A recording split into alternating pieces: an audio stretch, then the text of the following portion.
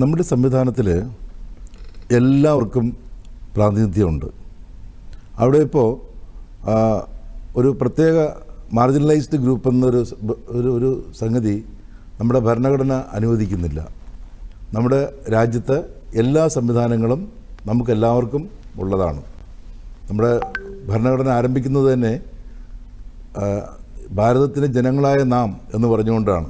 ഈ ജനങ്ങളായ നാം എന്ന് പറയുന്നതിനകത്ത് എല്ലാ വിഭാഗം ആൾക്കാരും അതിനകത്ത് ഉൾക്കൊള്ളുന്നു എന്നതാണ് നമ്മുടെ ഭരണഘടനയുടെ ഏറ്റവും വലിയ സവിശേഷത.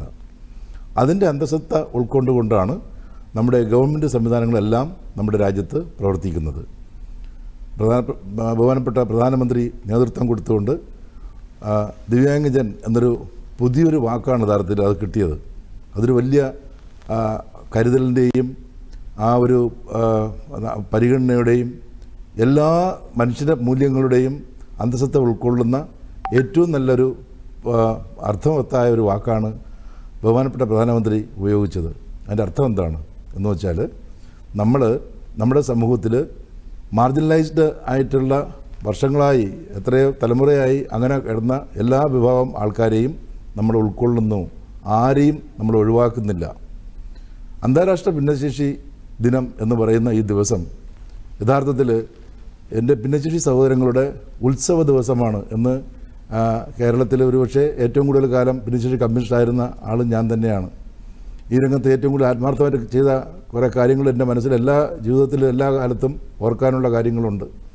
അതൊക്കെ വെച്ചുകൊണ്ട് ഞാൻ പറയുകയാണ്, ഇതെന്ന് പറയുന്നത് വളരെ അർത്ഥവത്തായ ഒരു ദിവസമാണ്.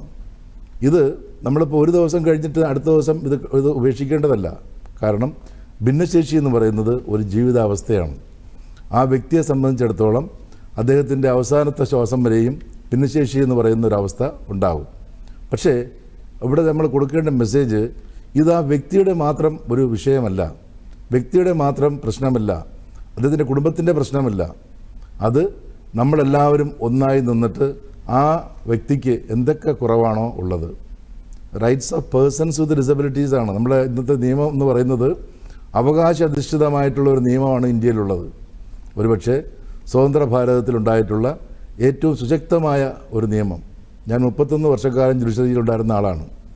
പക്ഷേ ഭിന്നശേഷി നിയമത്തിനകത്ത് ചെറിയൊരു നിയമം, 102 വകുപ്പുള്ള നിയമം, പക്ഷേ ഇത്രയും ഭിന്നശേഷി സഹോദരങ്ങളെ ചേർത്ത് പിടിക്കാൻ പര്യാപ്തമായിട്ടൊരു നിയമം ഇന്ത്യയിലുണ്ടായത് നമുക്ക് ഏറ്റവും അഭിമാനത്തോടു കൂടി പറയാൻ കഴിയുന്ന ഒരു മുന്നേറ്റമാണ് അവിടെ വന്നത്.